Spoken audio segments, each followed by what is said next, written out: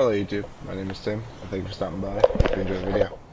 So today, I have my first episode of 5 things you may or may not know about GTA 5. So, one of the features is sneak mode stabbing. Now you might already know that, all of you most likely know, that you can go into sneak mode. That's by pressing the left stick in. But, and no, I'm not going to do this on a civilian, I'm going to do this on a cop. Now, this doesn't always work, so don't be all like, oh, Tim, it didn't work this time. Yeah, well, it doesn't always work. We're in the thick of the day, there are people around, and this cop is in a really shitty position. So I don't know if it's going to work or not right now. He's staring at me. He's not staring at me anymore. Oh, no, he's staring at me.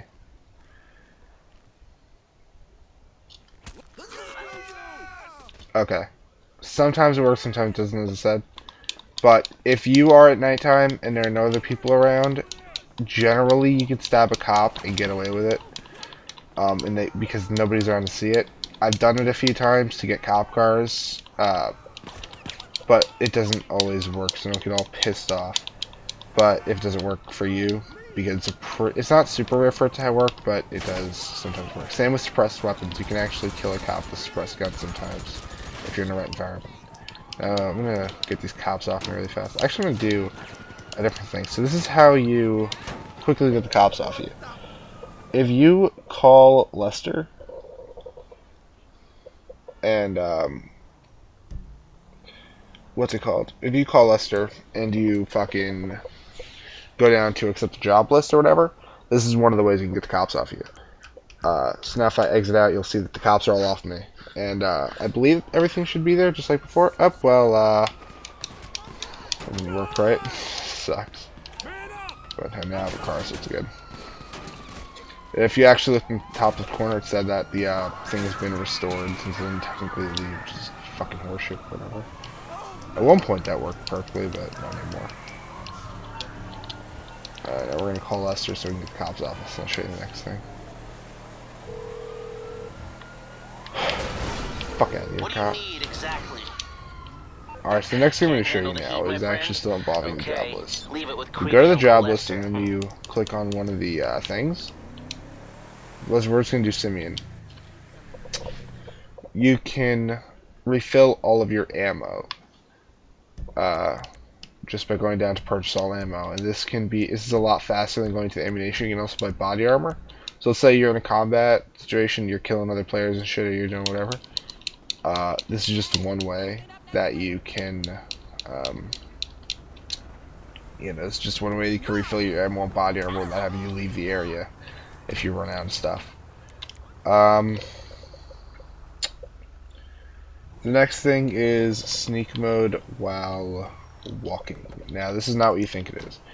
But if you are, savvy enough with a controller, and you go into sneak mode and you hold A while you aim and shoot and you get better at it, it will make it a little bit harder for you to actually get shot. Now if you are in close quarters and you're wearing, even if you're not wearing a helmet, generally this will still work really well for you.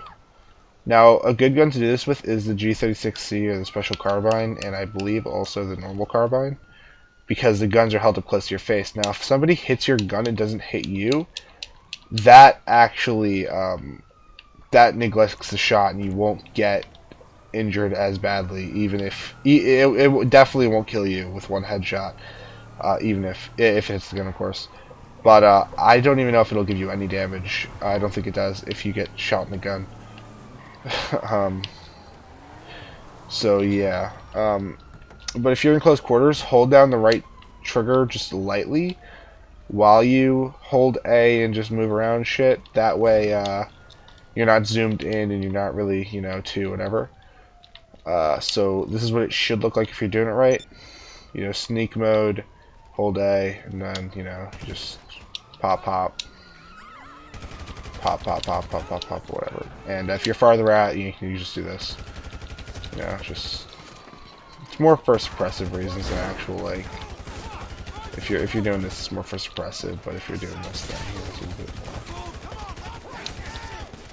more, I don't know the word. The cops, it's hard to do this on because they have auto-aim. Believe it or not, the cops actually do have a form of auto-aim on. Even if your session, like the one I'm in right now, is not auto-aim, which sucks dick. Which is another thing, that tactic really works only in auto-aim, because in auto-aim you can just, in free aim, because in auto-aim you can just lock on somebody, and that lock really won't be broken unless you roll. Hey there. The cops off us again, which you can't, Okay, because... call me back once you decide. The next thing I'm going to show you is helmets, the idea behind helmets. Now, if you go into a free aim lobby and you're using a helmet, you're going to get cursed at. And the reason why, if you don't already know, is that bulletproof helmets are truly bulletproof. They provide 5 extra bullets to the head if you're using something like a pistol, or a SMG, and even a carbine rifle, I believe. But if you get hit in the head with a sniper rifle, if you get hit in the head with a minigun, or some sort of shotgun, I don't believe it neglects damage depending on how close you are, especially for the shotgun. So you'll have full damage to you, I believe. Don't quote me on that, but I believe full damage given to you if you use a shotgun in close proximity to somebody, so you won't have that neglected damage. Let me see the last thing. Oh, and this thing you definitely know. If you saw any of the trailers and shit, you definitely know this, but it is a good tactic, and I do know a couple of people who don't know this, so I'll show it off anyway.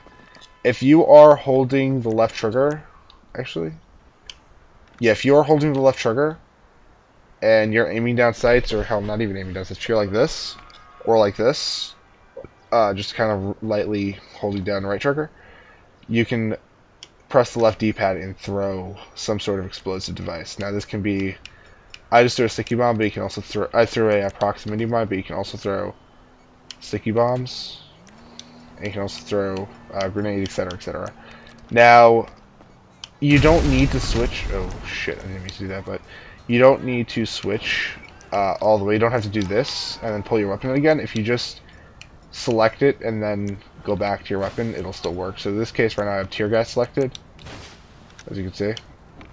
Left D-pad. Now, if I just switch over to, let's say, I switched over to sticky bombs, press the left D-pad.